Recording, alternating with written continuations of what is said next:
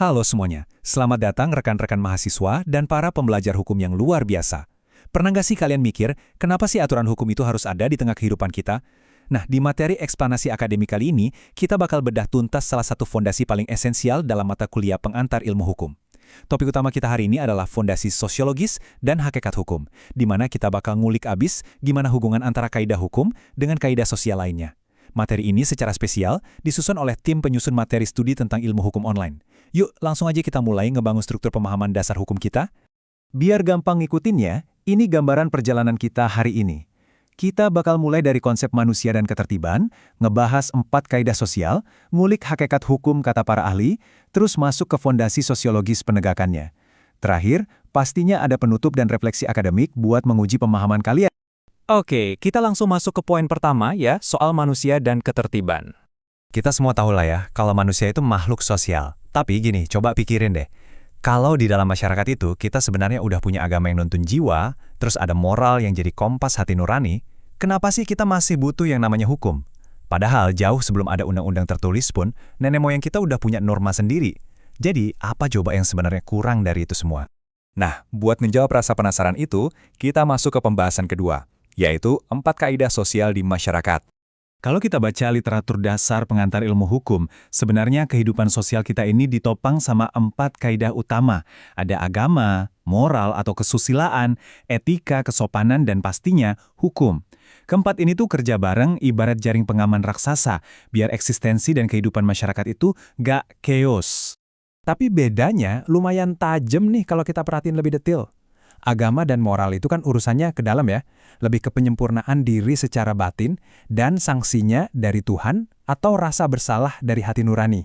Kalau kesopanan itu ngatur pergaulan luar dengan sanksi sosial dari lingkungan, misalnya dikucilin. Nah, kalau hukum, dia itu secara spesifik ngatur tingkah laku luar kita, tapi punya kekuatan mengikat yang memaksa dari negara, lengkap sama aparatur penegaknya. Itulah yang membedakan hukum secara definitif. Terus gimana pandangan ahlinya? Yuk kita masuk ke bagian ketiga tentang hakikat hukum menurut para ahli supaya fondasi kita makin kokoh. Pertama, kita intip pandangan klasik dari E. Utrecht. Beliau ngerumusin kalau hukum itu pada dasarnya adalah himpunan peraturan, baik itu isinya perintah maupun larangan, yang ngurus tata tertib masyarakat dan oleh karena itu harus ditaati. Definisinya ini lugas banget. Dia benar-benar fokus ke wujud hukum sebagai sekumpulan aturan yang mengikat dan memaksa demi ketertiban publik. Tapi tunggu dulu, pemahaman kita nggak boleh cuma berhenti di teks. Prof. Mochar Kusumaatmadja ngasih perspektif yang lebih luas dan kekinian.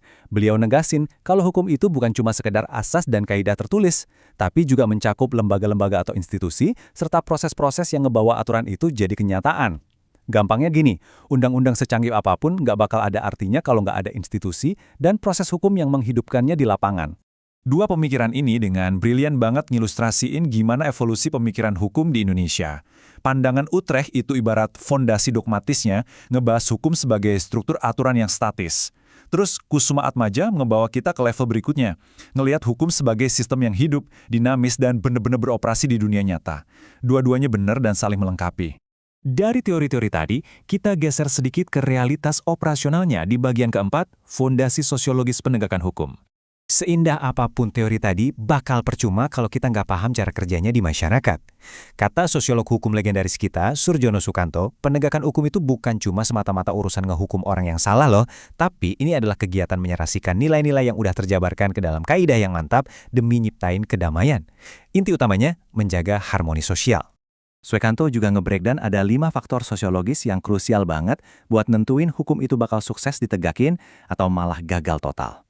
Faktor itu adalah hukum atau undang-undangnya sendiri, mental aparat penegaknya, sarana prasarana, respons dari masyarakatnya, dan yang kelima, kebudayaan.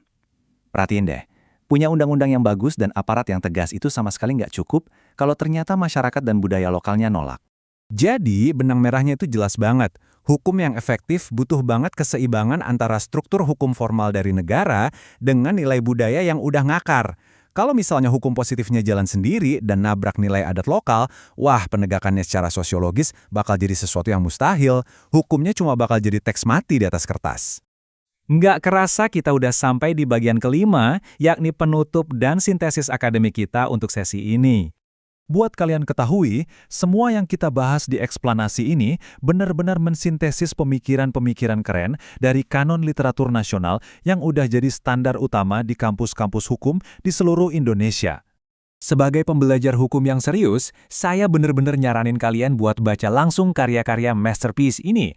Mulai dari E.U. Utrecht, Van Apeldoorn, Mochtar Kusumaatmadja, sampai ke perspektif sosiologisnya Satchipto Raharjo dan Surjono Sukanto. Buku-buku inilah yang bakal jadi kompas andalan kalian dalam menjelajahi luasnya ilmu hukum. Sebelum kita udahan, saya mau ngingetin lagi kalau materi eksplanasi ini emang dirancang khusus sebagai media pengajaran. Kalian bebas akses bahan ini secara online kapan aja buat dijadiin referensi solid dalam mendampingi studi kalian di mata kuliah pengantar ilmu hukum. Terakhir banget nih, saya nggak bakal ngebiarin kalian pergi tanpa sebuah tantangan pemikiran. Berdasarkan semua teori yang udah kita obrolin tadi, coba kalian analisis pertanyaan ini. Ketika aturan hukum dari negara itu secara frontal berbenturan sama norma adat atau realitas sosial yang udah mendarah daging di sebuah daerah, gimana sih caranya masyarakat lokal itu tetap ngejaga ketertibannya? Terus, langkah atau strategi apa yang paling pas buat diambil sama aparat penegak hukum? Nah loh, menarik banget kan buat dipikirin? Terima kasih banyak udah asyik belajar bareng saya hari ini. Teruslah membaca, teruslah menganalisis secara kritis, dan sampai jumpa di ruang diskusi akademik kita yang berikutnya.